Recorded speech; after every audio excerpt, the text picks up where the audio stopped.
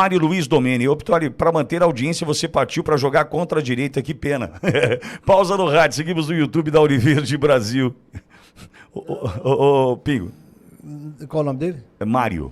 Viu, Mário? Não vai perguntar que Mário, hein? Não, não vou, não. Eu vou sair do armário e falar. Verdade? Mário. É mesmo? Mário. O armário tá todo arranhadão por dentro.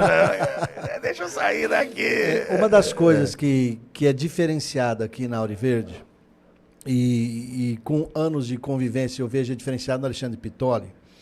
O Alexandre Pittoli, ele muitas vezes é criticado exatamente por causa da sinceridade, da coerência do pensamento que ele leva. Então ele tem uma missão pessoal, uma fé pessoal, uma crença pessoal, e eu não tenho procuração tua para te defender aqui. Até tem, não nesse caso. Não, nos processos judiciais eu tenho. Você é meu advogado. Aumentou mais uma agora. Mais uma. Tem mais uma. Então, mas a pessoa do Pittoli, ele tem essa missão pessoal. Nessa missão pessoal, ele entende que a comunicação, a exposição da verdade, ela é muito importante. Eu, como advogado, sou estrategista, muito estrategista. Meus processos têm que ser pensados com 2, 5, 7 anos de antecedência. E aí, como advogado, eu sou estrategista. Eu não posso expor a estratégia do jogo antes, porque é um jogo. Mas o Pittoli, ele defende que tem que ser exposto, e tem que ser exposto porque a função dele é comunicação. E fazer pensar, né, Cláudio? As pessoas que vão trabalhar nisso é que cuidem das estratégias. Porque quando a gente fala aqui nessa rádio, a gente está falando com 100, 200 mil pessoas, no mínimo, todos os dias.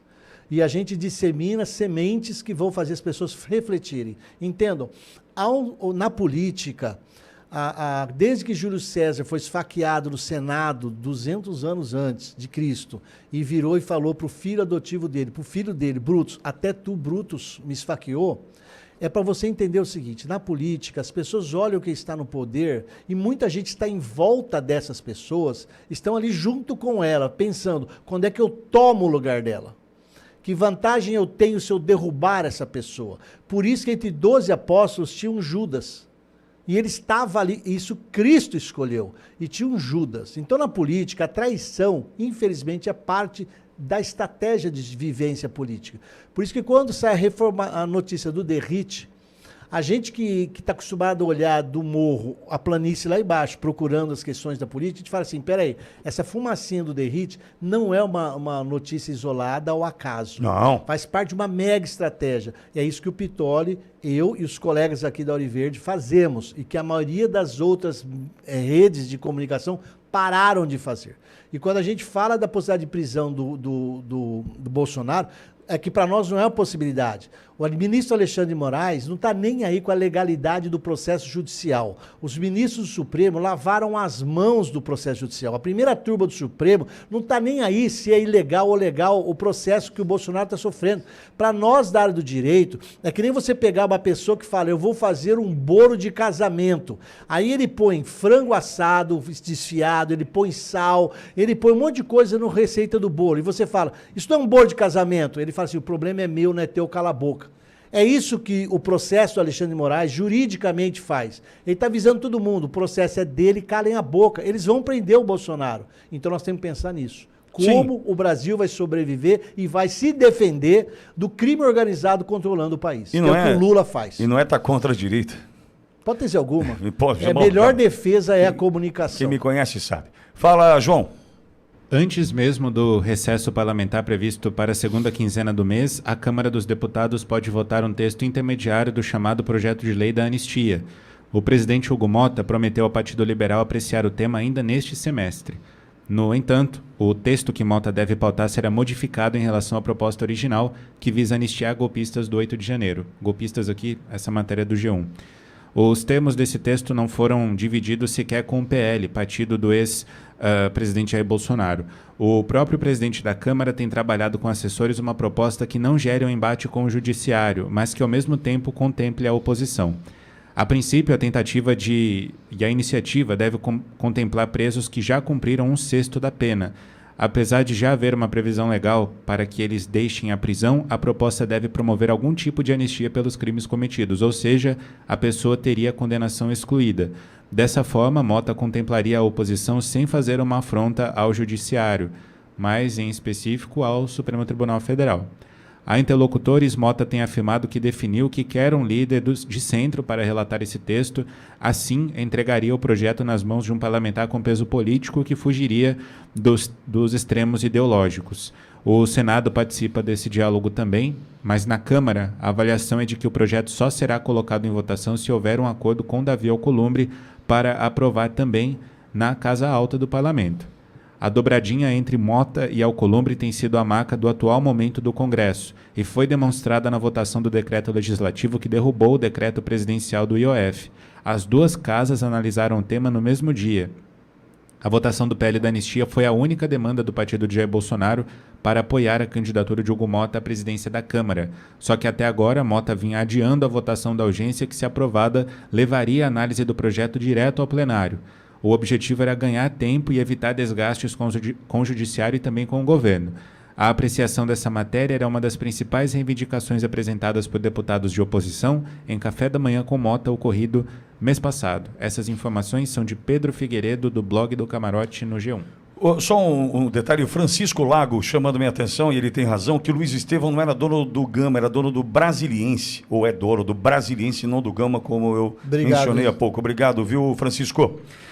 Claudio, com relação a esse PL da anistia que o Hugo Mota quer passar, quer avançar, de fato passa longe dos nossos objetivos, longe do projeto de lei da anistia de Alexandre Ramagem, mas muito longe. E por que passa? Porque ele vai tentar diminuir penas. Aí eu me pergunto, é uma semi-anistia? É um semi-perdão? É um perdão mais ou menos? Eu te perdoo mais ou menos? Por quê? Se eu pegar... Imagina o seguinte, nessa proposta que é mais leve para quem, né? Uhum. Eu entendo que a Débora do Batom... não, 14 anos é muito. A gente vai anistiar a Débora, agora ela vai ficar só 10 anos presa. Isso não é anistia. Não.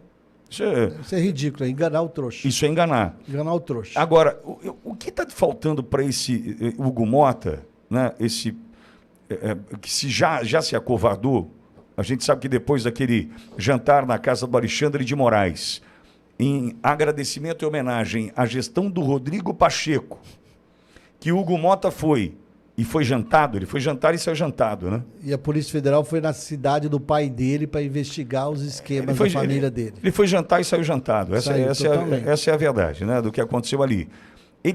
O que está faltando para esse cidadão entender é que ele é um 2 de paus. Político lá tem palavra, lá precisa de palavra. Não, senhorzinho Malta, não tem palavra e não precisa ter palavra nesse caso, né? Mas, obrigado. E aí não tem nem honra. Não, perdeu. Mas, Claudio, o que está faltando pro Hugo Mota entender que ele não tem valor algum nessa história?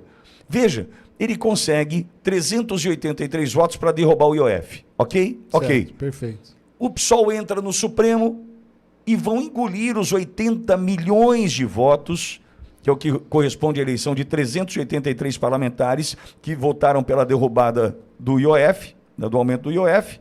80 milhões de brasileiros, cara. É gente 80 milhões de pequenos tiranos. Que votaram em 383 parlamentares que disseram não para o aumento do IOF.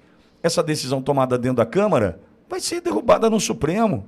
Ou seja, o Hugo Mota precisa entender o seguinte: você não precisa jogar o jogo. O jogo já está definido e você já foi engolido. Então faça o correto. O correto da anistia é a anistia ampla, geral e irrestrita nos mesmos moldes de 1979, Cláudio. Que fez o Lula chegar à presidência da República. Eu não sei se eu estou sendo claro, mas o que eu estou tentando Nós mostrar aqui... defendemos o que a esquerda sempre defendeu. O Hugo Mota está tentando jogar o jogo do Supremo, Não, Supremo, fica tranquilo, que agora eu vou pegar mais leve no PL da anistia, não vou anistiar todo mundo, vamos fazer proporcionalmente, vamos fazer penas menores. Ele está tentando jogar o jogo de quem já o engoliu. Então, porque ridículo isso. Ele está engolido. É o seguinte, primeiro... Ele está engolido e está com facas de ameaça no pescoço, de exposição de um monte de escândalos que vão falar da família dele e que depois seriam julgados no Supremo Tribunal Federal. Quando? Quando o Supremo quiser, tal qual faz com todos os processos Renan Calheiros, que o Supremo deixa lá até dizer agora está arquivado, acabou. Então, Hugo Motta sabe que se eles quiserem, eles inventam 2, 3, 5, 7, 10 escândalos falando da família dele, destroem a família dele. Caiu derrite, né? Prendem preventivamente quem eles quiserem da família dele. Então ele falou o seguinte, eu nunca estive nem aí com o Brasil. Eu fui criado numa família de políticos que dominam o interior do estado no Nordeste, a gente ficou milionário sendo político, a gente aprendeu a manipular as pessoas e eu não estou nem aí com o Brasil. Eu tenho que salvar minha família. Mas o Supremo falou para mim que eu não posso aprovar essa listinha do PL, ampla, geral e restrita, que nem sempre foi para fazer a paz do país. E eu sou a única pessoa que eu ouvi falar, Pitoli. Eu li aquele projeto do PL da anistia e eu falei, gente, aqui no artigo tal, parágrafo tal, até os ministros do Supremo Tribunal Federal serão anistiados. E eu julgo isso muito importante, eu disse. O parágrafo 1º do artigo tal diz que todo mundo, não está expresso os ministros, mas todos os atos praticados, inclusive pelos ministros do Supremo, estão anistiados.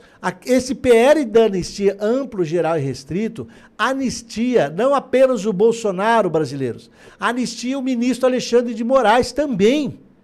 Mas o pessoal do ministro Alexandre de Moraes é tão soberbo e soberano e sabe que tem todo mundo tão na mão, e eles são a última palavra da Constituição brasileira, que é a posição do Supremo, que eles falam, eu não quero anistia para mim.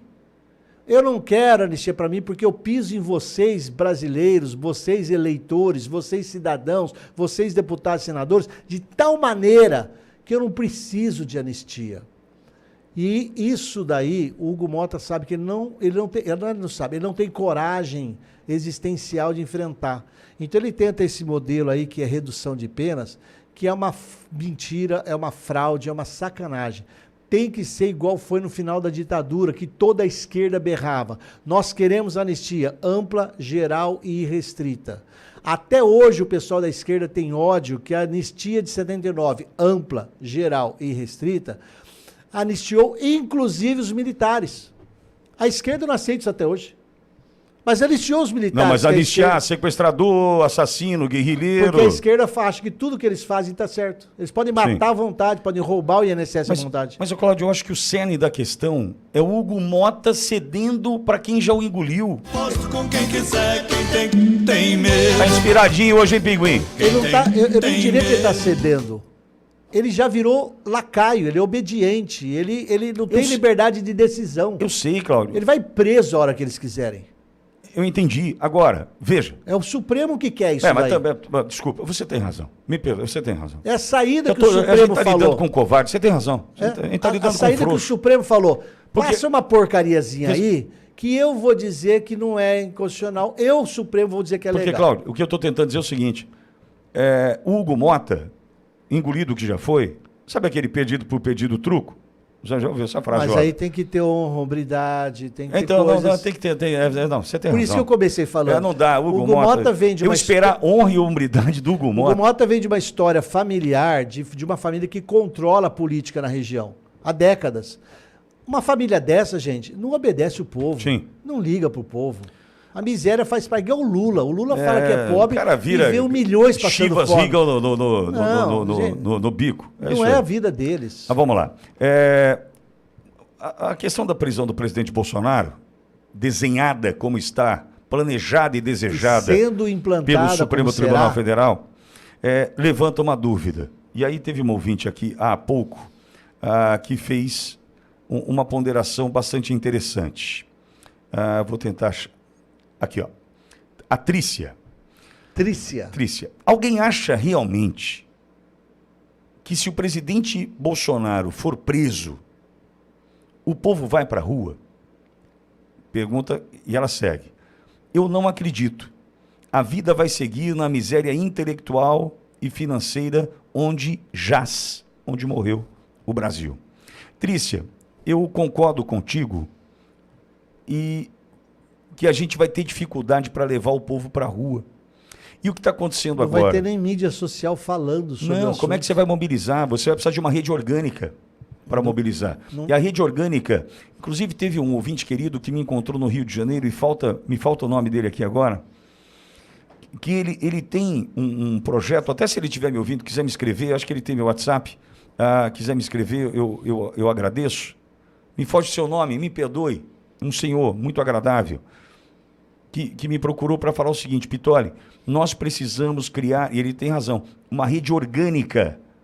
Cláudio precisa ter 10 bons contatos orgânicos, não virtuais. Então, aqui em Bauru, Cláudio precisa ter, ou em São Paulo, por onde você transita. Que a Resistência sempre fez, antes da internet. Não existia internet. Então, mas só havia rádio e jornal. Cláudio precisa ter 10 nomes, 10 pessoas. São Paulo, aqui, onde você transita. Esses 10, cada um deles tem que se comprometer a ter 10 contatos também, para fazer com que a tua mensagem, você é um ponta de lança, você está aqui, você recebe informação, que isso ande, circule. E uma mensagem que não pode ir nem para o WhatsApp.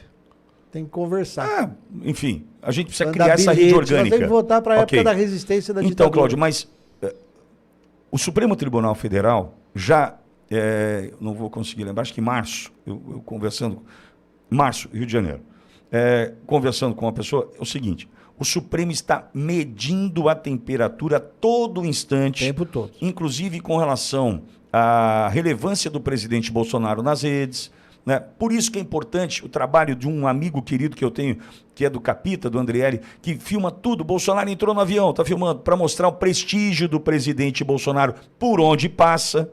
Ele, o Andriele e Raoni, que são os videomakers do presidente Bolsonaro, pessoas espetaculares que eu trago no meu coração. Tanta gente filmando o Bolsonaro no celular que nem percebe que tem dois que estão no grupo do celular. Que estão fazendo o trabalho Exatamente. de mostrar o prestígio do presidente, para que o Supremo Tribunal Federal entenda o seguinte: se prender vai dar merda, hein? Não vai ser legal prender e tal. Agora, a dúvida que a Trícia traz, ela é importante. Claro a dúvida de: alguém realmente acha que o povo vai sair para a rua? Aí eu lhe pergunto, aí é dúvida.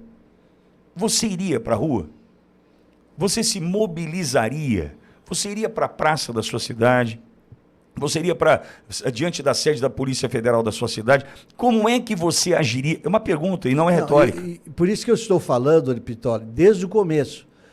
Se a gente entende que vários terão medo de ir para a rua, eu estou falando desde o começo, vamos não ir. Vamos ficar em casa, vamos parar os carros na garagem, vamos parar os caminhões dos pátios, vamos parar o Brasil. Porque as pessoas têm medo de ir para a rua, porque a ditadura sob gestão ilegal do ministro Alexandre de Moraes puniu muita gente. Meteu multa em muita gente, para pôr medo, porque toda ditadura se implanta no medo. Agora, a ausência de movimento, nós pararmos o país por inércia, é também uma forma de comunicação e de informar. Nós vamos parar o Brasil se o Bolsonaro for preso. Nós vamos ficar todo mundo em casa, não vai ter ônibus, não vai ter coisa circulando. Eu vou pagar um dia de serviço, vou pagar 2 dias de serviço, mas faltar um direito teu. E ninguém pode nos acusar de crime, de ficarmos em casa. Então, essa é uma alternativa. Eu não sou o dono da bola. Mas, Cláudio, mas o Brasil tem que provar que não aceitaremos os criminosos bandidos controlando nosso país. Porque vão vender cocaína pro teu nenê no berço. Porque esse é o país que a gente está deixando o Lula construir. Vou jogar uma gasolina aí. Vou apagar esse fogo com gasolina. Não vou apagar esse fogo com gasolina. O Lula é presidente da República, bicho. É isso mesmo. O cara foi solto. É isso mesmo. Solto, concorreu e ganhou. Em algum momento a gente viu tudo isso acontecer, né? Sim. Vamos lá. Coordenado por ministros do Supremo Tribunal Federal que tomaram decisões jurídicas que a gente fala inexistentes. Mas aí um Congresso fraco que não se mobilizou, que não gritou, que não se algemou, acorrentou. É a cleptocracia. Alguém que deve ter votado nessa turminha. Bom, enfim, vamos lá. Por isso que nos odeiam na Auriverde.